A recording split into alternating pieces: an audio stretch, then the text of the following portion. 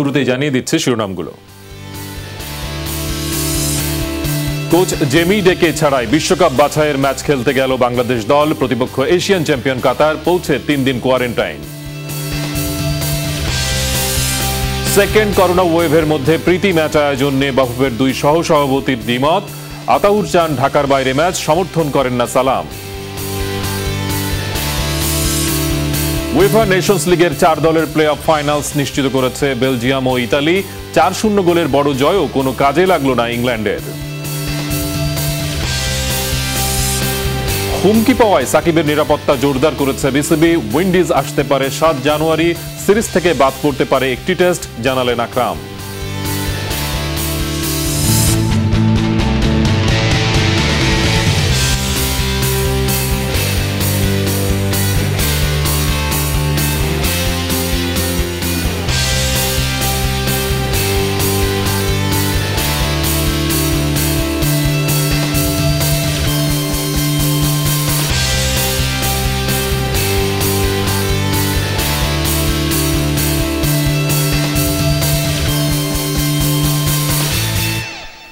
আপনাদের সাথে রয়েছে আমি মনজুর মোর্শেদ। এতক্ষণ শিরোনাম দেখছিলেন, এবার বিস্তারিত। কোচ জেমি ডেকে ছাড়াই বিশ্বকাপ বাছাই পর্বে ম্যাচ খেলতে কাতার গেছে 27 সদস্যের বাংলাদেশ দল। সকালে দোহার উদ্দেশ্যে রওনা হয়েছে জামাল সুফিলরা। কাতারের উদ্দেশ্যে উড়াল দেওয়ার আগে করোনা পজিটিভ হচ্ছেন মঞ্জুরুর রহমান।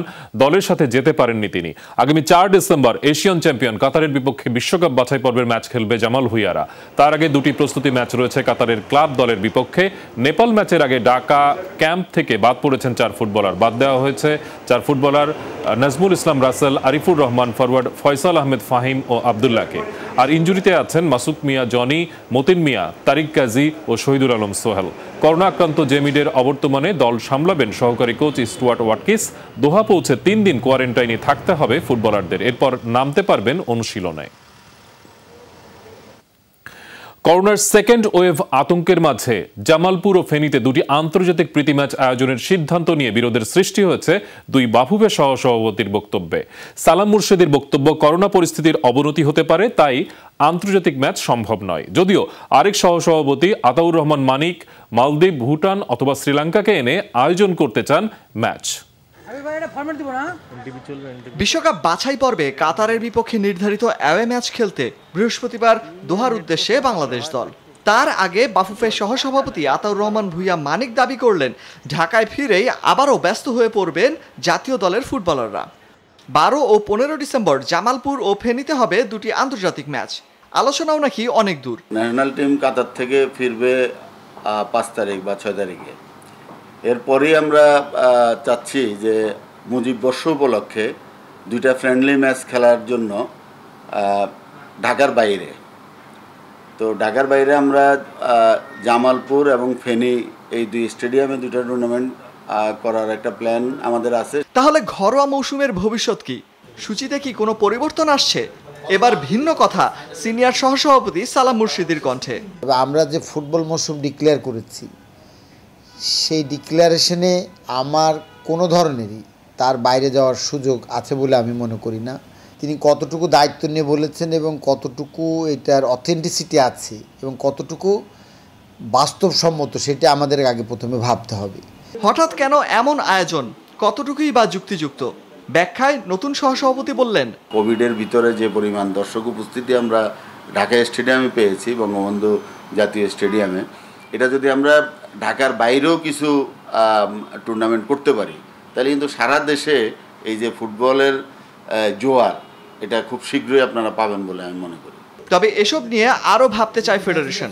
চূড়ান্ত সিদ্ধান্তের আগে আরও আলোচনা হবে বলে জানালেন সালাম মুর্শিদি। কোনো টিমকে এনে আপনারা তাকে আমাদের যে মফস্বল সিটিতে নিয়ে যে কমিউনিকেশন, সেখানকার অ্যাকোমোডেশন এবং আদার ফ্যাসিলিটিস দিয়ে খেলানোটা এই কোভিড-19 সেকেন্ড ওয়েভে কতটুকু বাস্তবসম্মত হবে সেটি আমি জানি না। জাতীয় দলের ক্যাম্প শুরু করতে প্রতিবারই নাভিশ্বাস ওঠে বাফুফের। সেখানে টুর্নামেন্ট বন্ধ করে আন্তর্জাতিক ম্যাচ আয়োজনই বা কতটুকু বাস্তব ভিত্তিক, উত্তরটা হয়তো মিলবে আগামী কয়েকদিনের মধ্যেই। অলক হাসান, যমুনা স্পোর্টস, ঢাকা। বাংলাদেশ নেপাল ম্যাচে মাঠে ঢুকে পড়া সমর্থককে ছেড়ে দিয়েছে পল্টন থানা পুলিশ। হাসিব নামের সেই সমর্থকের পরিবার মুচলেকা দিয়ে ছাড়িয়ে নিয়ে যায় পল্টন থানা থেকে। পাশাপাশি বয়স কম বিবেচনায় তাকে ছেড়ে দেওয়ার অনুরোধ জানিয়েছিল বাংলাদেশ ফুটবল ফেডারেশন। মঙ্গলবার বঙ্গবন্ধু জাতীয় স্টেডিয়ামে ফিফা প্রীতি ম্যাচ চলাকালীন মাঠে ঢুকে পড়েন এই সমর্থক। এরপর লাল সবুজ দলপতি জামাল ভুঁইয়ার সঙ্গে সেলফি তোলার বায়না করেন তরুণ এই সমর্থক। অনাকাঙ্ক্ষিত কিছু ঘটে যাওয়ার আগেই অবশ্য তাকে সরিয়ে নেয় পুলিশ।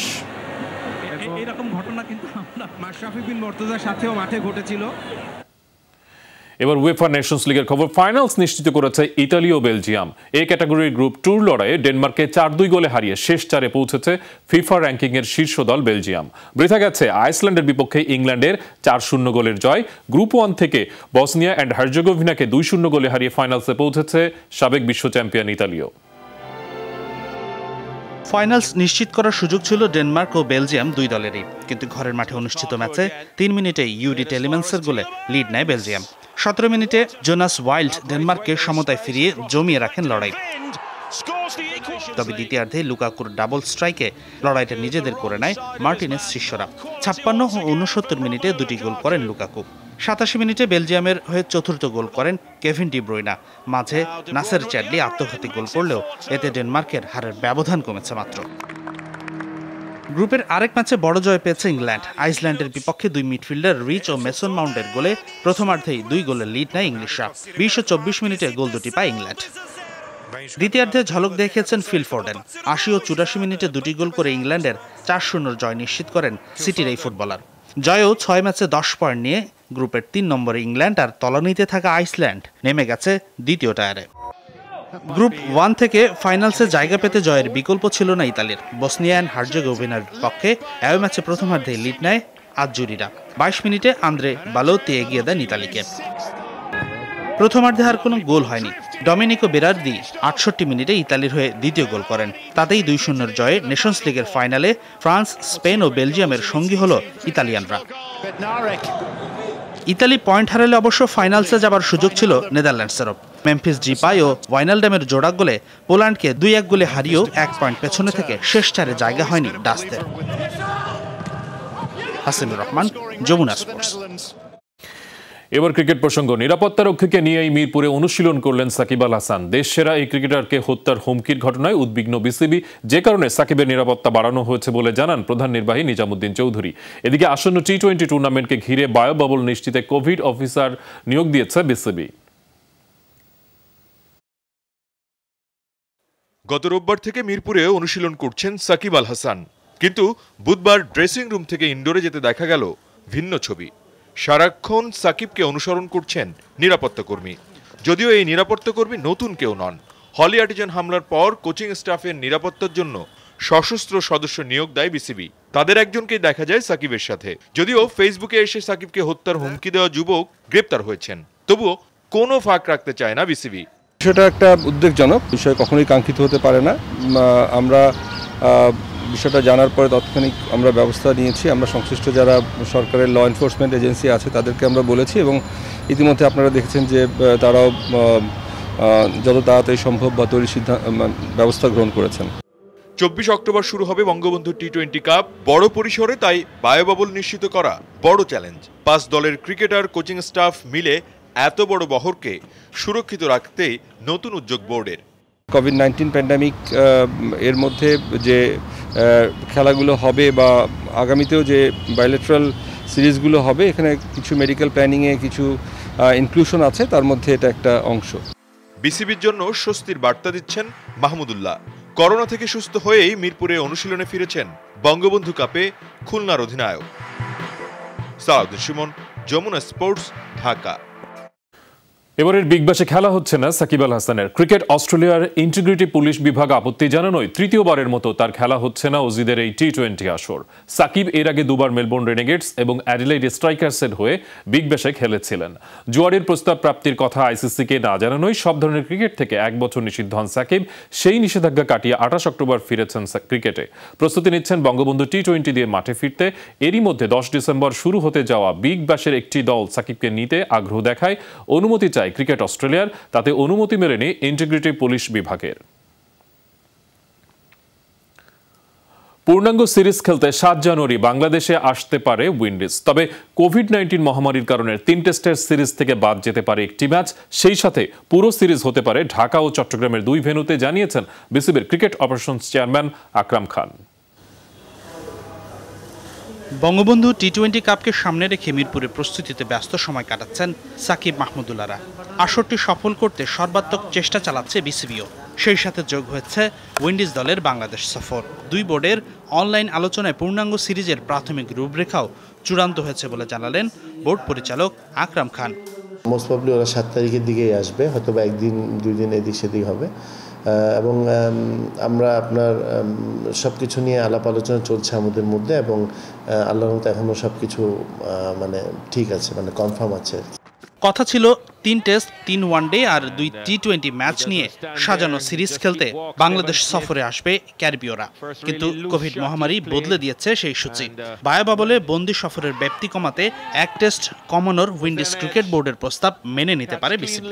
কোভিডের জন্য কিন্তু আপনার অনেকেই লম্বা সময় থাকতে চায় না, তো ওরা কিছু টেস্ট একটা কম খেলার জন্য রিকোয়েস্ট করেছে, বাট আমরাও দেখছি। করোনা পরিস্থিতিতে উইন্ডিজ সফরের জন্য স্বাস্থ্য নিরাপত্তা নিশ্চিতে করণীয় কর্মপরিকল্পনার বিস্তারিত ক্যারিবিয়ান বোর্ডের কাছে পাঠিয়ে দিয়েছে বিসিবি। স্বাগতিকদের পক্ষ থেকে জানিয়ে দেওয়া হয়েছে ঢাকা ও চট্টগ্রাম এই 2 ভেন্যুতে পুরো সিরিজ আয়োজনের ইচ্ছের কথা। যেহেতু এখন কোভিডের একটা ব্যাপার আছে, আপনার ওদের থাকা এবং ওদেরকে আপনার সব কিছু থেকে আলাদা রাখা, এগুলো মাথা আমাদের মধ্যে আছে, বিদায় আমরা 2টা চেয়ে বেশি মানে ভেন্যু চিন্তা করছি না। Hasinur Rahman, Jamuna sports, Dhaka. Sports world দেখছেন, একটা বিরতি নিচ্ছে, ফিরছি কিছুক্ষণের মধ্যে।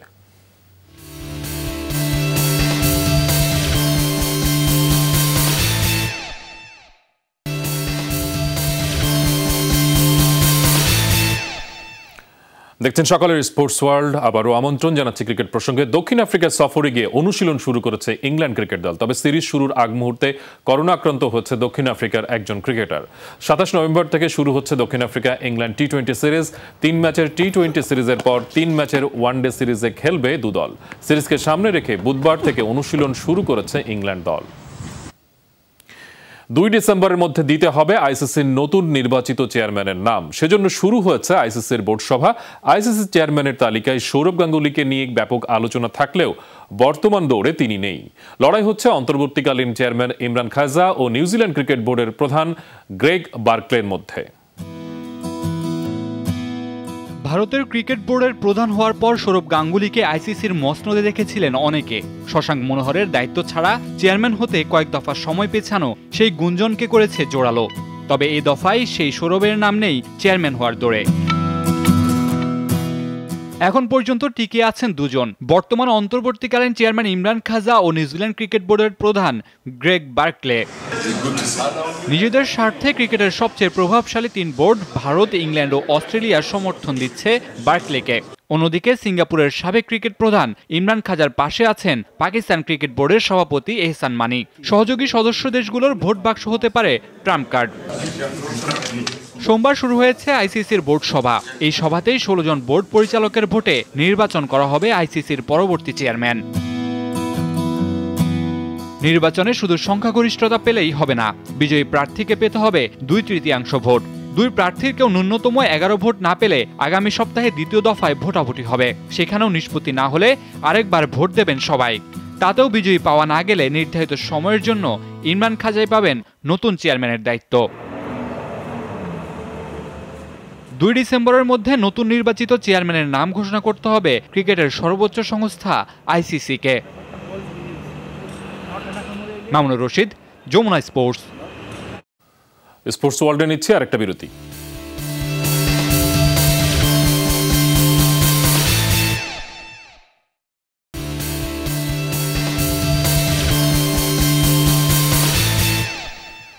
আবার আমন্ত্রণ, দেখছেন স্পোর্টস ওয়ার্ল্ড। আবারও ফুটবল প্রসঙ্গ। নেইমার রোনালদোর পর মেসি চলে গেলেও ক্ষতি হবে না এমনটাই মনে করেন লা লিগা সভাপতি হাভিয়ের তেবাস। এই মৌসুম থেকে গেলেও আগামী মৌসুমে মেসির বার্সেলোনায় না থাকাটা অনেকটাই নিশ্চিত। তা নিয়ে প্রতিক্রিয়া জানাতে গিয়েই লা লিগা সভাপতি বলেন, 2 মৌসুম আগে বার্সা ছেড়ে পিএসজিতে চলে গেছেন নেইমার, 1 মৌসুম আগে রোনালদো রিয়াল ছেড়ে গেছেন ইতালির ইউভেন্টাসে। তাদের চলে যাওয়ায় লা লিগায় তেমন কোনো পরিবর্তন আসেনি, ক্ষতিও হয়নি। এবার যদি মেসি চলে যান সেটির কারণেও লা লিগায় কোনো কিছুই বদলাবে না বলে মন্তব্য করেন হাভিয়ের তেবাস।